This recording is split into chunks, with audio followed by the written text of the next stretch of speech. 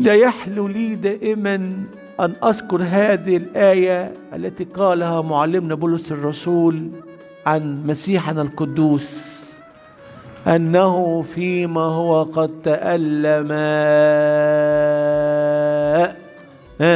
مجربا يقدر أن يعين المجربين.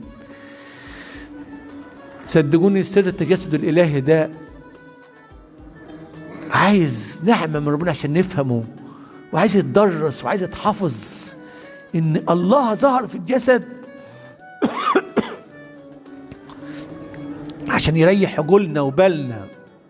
يقولوا انتوا فاكرين اني بعيد؟ انا قريب منكم. انا بقول لكم انا دقت كل اللي انتوا بتدقوه. لما يجي شاب كده يقول انا بتحارب بشهوات وبحروبات شديدة قاسية، انا مش عارف يا ترى انت يا ابونا حاسس بيا ولا مش حاسس. يمكن انت ابويا الراهب او ابويا الكاهن الشيخ الكبير في السن يمكن ما تكونش حاسس بيا. ما اعرفش يا ابويا انت تجربت التجارب دي ولا لا، وانا برضو ما اعرفش الاب ده جرب زيك ولا لا الحاجات دياتي.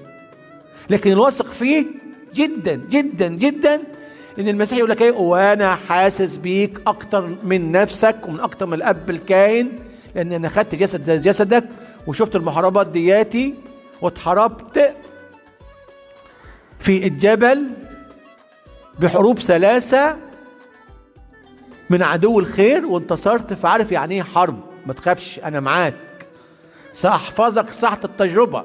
مش انا حفظت يوسف ساحة التجربة، انا كمان هحفظك ساحة التجربة. ما تخافش، ها انا قد جعلت امامك بابا مفتوحا. ما تخافش ما تخافش، حاسس بيك وحاسس بجهادك وحاسس بصراخك وحاسس بأنينك وحاسس بكل شيء.